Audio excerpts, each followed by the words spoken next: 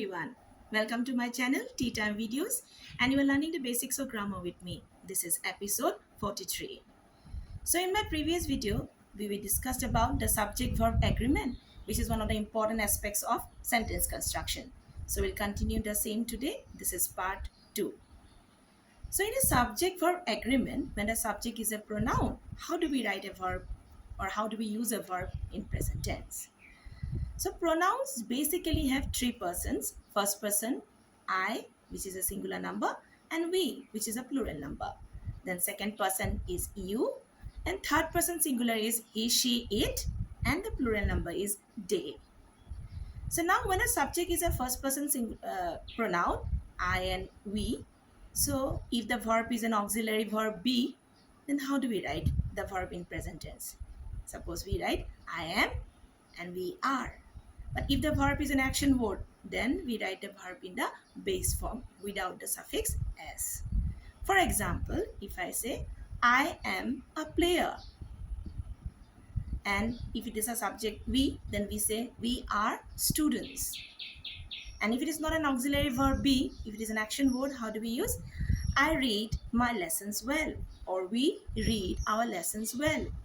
So in all these examples, you will see the subject is the first person pronoun I and we. Now when a subject is a second person pronoun, then the auxiliary verb is be, we write you are, and if it is an action word, we write the verb in the base form. Suppose if I say you are a singer, okay, and the second sentence, if it is an action word, then we say you sing very well. So you can see that if it is an auxiliary verb, we use are for present tense, and if it is an action word, we use the verb in base form, that is without the suffix s for present tense. But when a subject is a third person pronoun, singular number, then if the verb is an auxiliary verb be, we use is, like he, she, it is.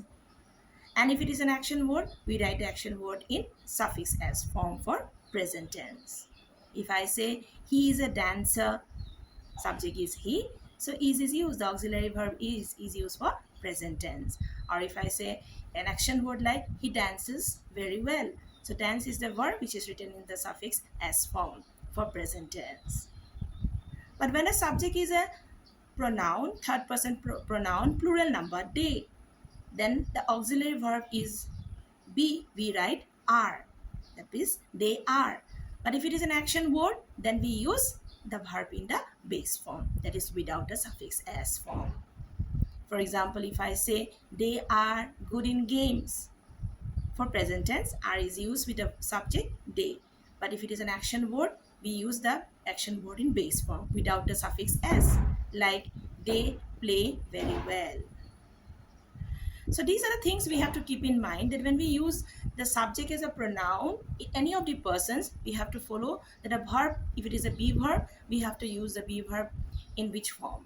So if it is first person, then we have to use the be verb I am and we are. If it is second person, we have to use you are. And if it is third person singular, he, she, it, then we have to use is. And if it is plural number, we have to use are.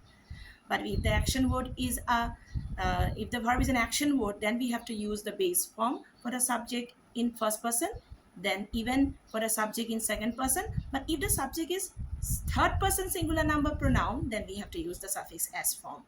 But for plural number, third person plural number pronoun, then we have to use the verb in the base form. These are the important things we have to keep in mind while using the subject as pronoun in the subject-verb agreement. So hope it is clear to you all. So with this, I sign off for today. Thank you everyone and have a beautiful day.